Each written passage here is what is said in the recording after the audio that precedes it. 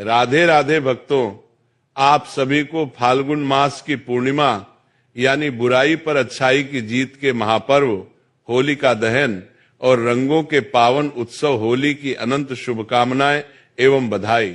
भक्तों, आज का यह वीडियो बेहद ही महत्वपूर्ण और आपके सभी संशयों को दूर करने वाला होने वाला है, क्योंकि आज के इस वीडियो में मैं आपको बताने जा रहा हूं कि साल 2026 में पड़ने वाली जीवन की समस्त नकारात्मकताओं को भस्म करने वाली और भगवान श्री हरि विष्णु के नरसिंह अवतार की विशेष कृपा प्राप्त करवाने वाली होलिका दहन और होली की सही तिथि क्या है। इस बार होलिका दहन की तिथि को लेकर लोगों के बीच काफी असमंजस की स्थिति बनी हुई है। कोई 2 मार्च तो कोई 3 मार्च को होलिका दहन की सही तारीख बता रहे हैं। ऊपर से इस बार फाल्गुन पूर्णिमा के दिन एक बहुत बड़ा खगोलीय घटनाक्रम होने जा रहा है। 3 मार्च को साल का पहला चंद्र ग्रहण लगने जा रहा है। ग्रहण के साय में होली का पड़ना अपने आप में कई नियम और सावधानियां लेकर आता है, जिस वजह से लोगों के बीच यह जानने की उत्सुकता और चिंता दोनों बढ़ गई है। इसलिए भक्तों, निवेदन है आपसे कि आज की इस बेहद ही महत्वपूर्ण एवं ज्ञानवर्धक वीडियो को थोड़ा समय निकालकर शुरू से बिना भगाए अंत तक देखकर जानना। निश्चित रूप से आपकी सारी उलझन और सारा कंफ्यूजन दूर हो जाएगा। धार्मिक मान्यताओं के अनुसार जब भी किसी बड़े पर्व पर ग्रहण का साया पड़ता है तो तिथियों और मुहूर्तों को लेकर असमंजस होता है। ऐसे में वैदिक पंचांग और सटीक ज्योतिषीय गणनाओं के अनुसार फाल्गुन मास की पूर्णिमा तिथि 2 मार्च की शाम को ही प्रारंभ हो जाएगी। शास्त्रों का विधान है कि होलिका दहन फाल्गुन पूर्णिमा की रात को भद्रा रहित काल में किया जाना चाहिए, क्योंकि 3 मार्च को पूर्णिमा के दिन ग्रहण लगेगा। इसलिए 3 मार्च को होलिका दहन भूलकर भी नहीं किया जाएगा। होलिका दहन 2 मार्च 2026 की शाम और रात्रि को ही पूर्ण विधि विधान के साथ संपन्न होगा। आप सभी ध्यान रखें कि इस बार होलिका दहन का सबसे शुभ समय भद्रा पुच्छ काल में रहेगा। आपको 2 मार्च की मध्य रात्रि यानी 12:50 से लेकर रात 2 बजे के बीच ही होलिका की अग्नि प्रज्वलित करनी है। इसलिए आप अपने मन से यह शंका निकाल दें, होलिका की अग्नि 2 मार्च को ही बताई गई समय अवधि में प्रज्वलित की जाएगी। भक्तों, फाल्गुन माह की इस पूर्णिमा का महत्व तो शास्त्रों में बहुत अद्भुत बताया गया है। होलिका दहन केवल लकड़ियों को जलाने का पर्व नहीं है, बल्कि हमारे भीतर छुपे हुए काम, क्रोध, लोभ, मोह और अहंकार रूपी राक्षसों को भस्म करने की एक दिव्य रात्रि है। जो भी मनुष्य इस दिन पूर्ण श्रद्धा भाव से भगवान नरसिंह और भक्त प्रहलाद का स्मरण करता है, उसके जीवन से बड़े संकट और मानसिक चिंताएं जलकर राख हो जाती हैं। शास्त्रीय मान्यता है कि होलिका की पवित्र अग्नि के दर्शन मात्र से और उसकी परिक्रमा करने से मनुष्य के शरीर के कई रोग नष्ट हो जाते हैं और घर में सुख समृद्धि का वास होता है। भक्तों, वीडियो में आगे बढ़ते हैं और जानेंगे होलिका दहन की पूजा विधि और ग्रहण के अचूक उपाय। शास्त्रों के अनुसार फाल्गुन माह की पूर्णिमा भगवान श्रीमन नारायण के नरसिंह स्वरूप और भक्त प्रहलाद की अटूट भक्ति को समर्पित है। नियमों की बात करें तो 2 मार्च को जब आप होलिका दहन करेंगे तो आपको पूर्ण सात्विकता का पालन करना है। होलिका दहन के दिन मांस, मदिरा या किसी भी प्रकार के तामसिक भोजन का सेवन महापाप माना गया है। इस दिन घर में पूर्ण पवित्रता बनाए रखें। होलिका की पूजा में गाय के गोबर से बने उपले, जिन्हें गुलरियां या भड़भड़िए कहा जाता है, अक्षत, रोली, हल्दी, बताशे और नई फसल के अनाज जैसे गेहूं की बालियां या चने अर्पित करना अत्यंत पुण्यदायक माना गया है। इस दिन किसी भी प्रकार का विवाद, क्रोध और दूसरों की निंदा सर्वथा वर्जित है। होली प्रेम और सौहार्द का पर्व है, इसीलिए मन में किसी के प्रति द्वेष ना रखें।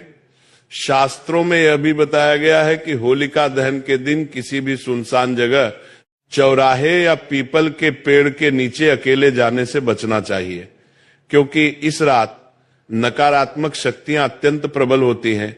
लेकिन जो भक्त भगवान के नाम का स्मरण करते हैं, उनका कोई बाल भी बांका नहीं कर सकता।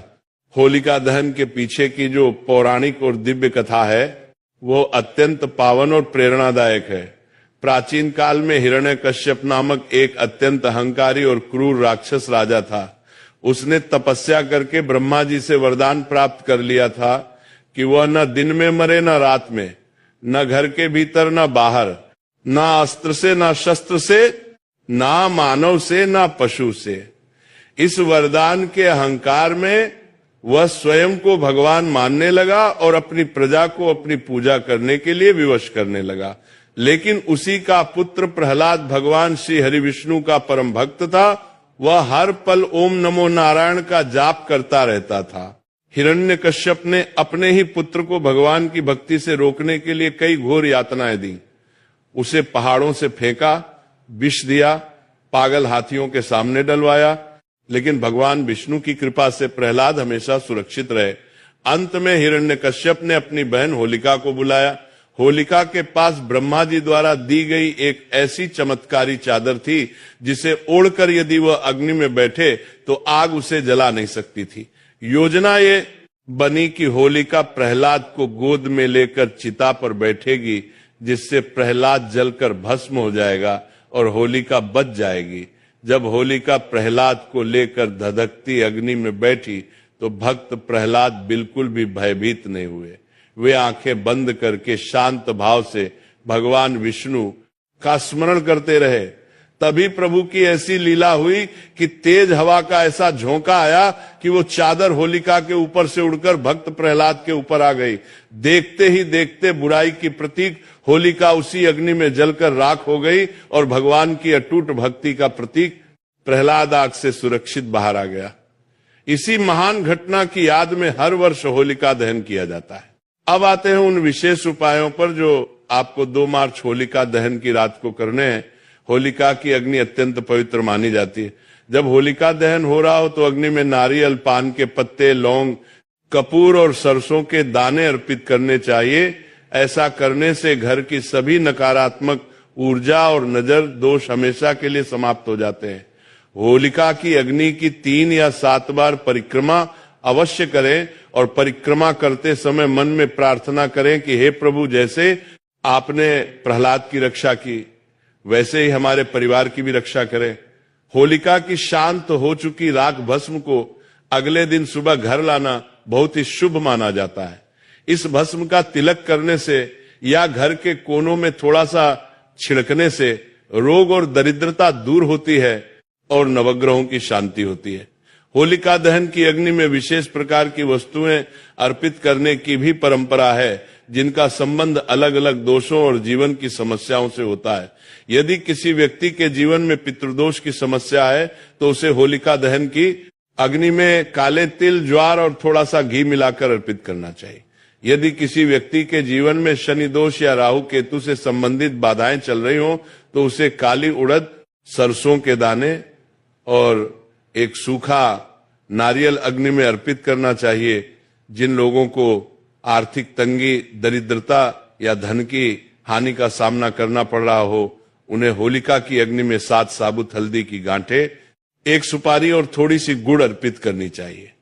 यदि घर में बार बार बीमारी का वातावरण बना रहता हो तो होलिका दहन में लौंग, कपूर और नीम की सूखी पत्तियां डालनी चाहिए। अब बात करते हैं 3 मार्च 2026 को लगने वाले चंद्र ग्रहण की। क्योंकि 3 मार्च को पूर्णिमा के दिन चंद्र ग्रहण है, इसलिए इस दिन आपको विशेष सावधानी बरतनी होगी। मानसिक जाप और मंत्रों का स्मरण ग्रहण काल में लाख गुना अधिक फल देता है।